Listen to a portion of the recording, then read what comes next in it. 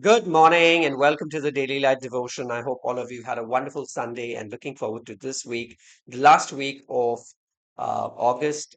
Today we're recording for the 25th of August, and we're going to look at Acts chapter 19, verses 28 to 34. And the title of the devotion today is The Gospel Stands Firm Amidst the Noise. So when the gospel was challenged at Ephesus, the response quickly turned from economic concerns to kind of mass confusion. Um, and what began as one man's complaint spread into a full scale riot. These passages remind us that the human heart, when stirred up with anger, fear, hate, misplaced zeal, can easily be swept into chaos. And yet, even in this order, God remains sovereign. He is above everything else. Right? So verse 28 says, Now when they heard this, they were full of wrath and cried out, saying, Great is Diana of the Ephesians. So the craftsmen feared losing income, right? And influence erupted into anger expressed as loyalty to their goddess. So we need to be careful and be aware of anger disguised as devotion. Many times, what looks like zeal for religion is really fear of losing control or comfort, and that's one of the reasons why Christians get persecuted when they know that these guys when you preach the gospel, there is persecution because there is always there's another motive behind being coming against Christ. Of course, it's the spirit of Antichrist, but here in this situation, it was the fear that they would, that they will be economically affected rather than, and showing that they were kind of dedicated to their goddess was just a disguise. Here, and verse 29 says, So the whole city was filled with confusion and rushed into the theater with one accord, having seized Gaius and Aristarchus, Macedonians, Paul's travel companions. The riot escalated into confusion, swept through the city, dragging innocent people into danger. Right, and sin usually breeds chaos. Right, when the truth threatens lies, the enemy often responds with confusion, and this here, as we see here, was kind of mob mentality. All right. Verse 30 says, And when Paul wanted to go into the people, uh, the disciples would not allow him. So Paul was willing to face the angry mob, right? But the wise counsel restrained him. So boldness must talk hand in hand with wisdom too, right? The courage should not be reckless, but spirit led, timing.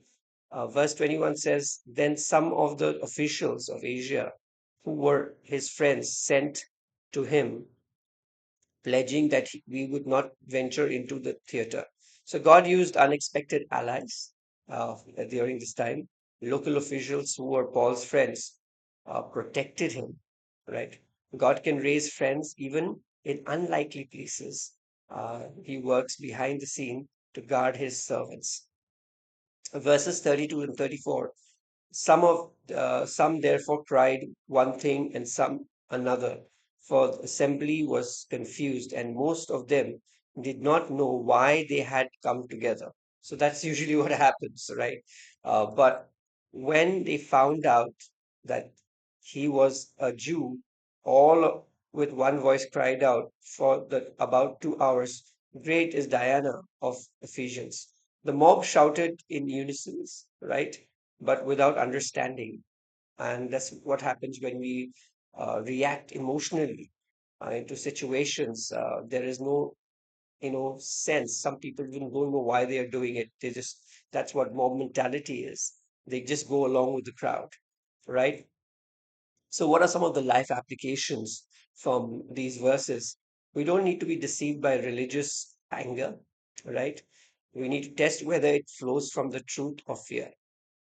And if it's not the gospel, usually it is 100% from fear. I won't say usually, right? Remember that sin produces confusion, clings to clarity, we need to cling to clarity from God's word.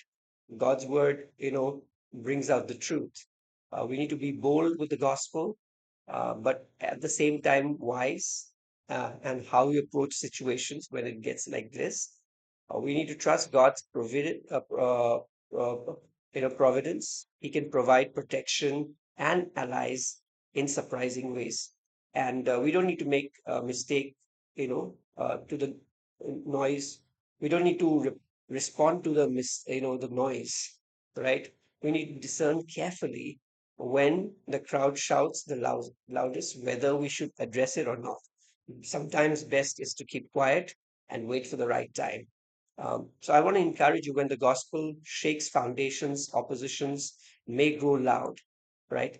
Chaotic and even violent. But God is not the author of confusion, right? His truth remains steady and his servants are never abandoned. Though crowds may shout for idols, we proclaim Christ who is greater than every God, false God. So we need to understand, as a revival hits, there is going to be challenges that come from the enemy, right? And the enemy doesn't appear himself, but he uses people who are not walking in light. So we should be encouraged and we should be wise on how we should go and approach these situations, because our focus has to be the gospel. Our focus has to be Jesus Christ. Our enemy tries to change our focus by things like these happening. So these are very common things that happened in the first, during Paul's time in the first century, and it's going to even happen today in different forms.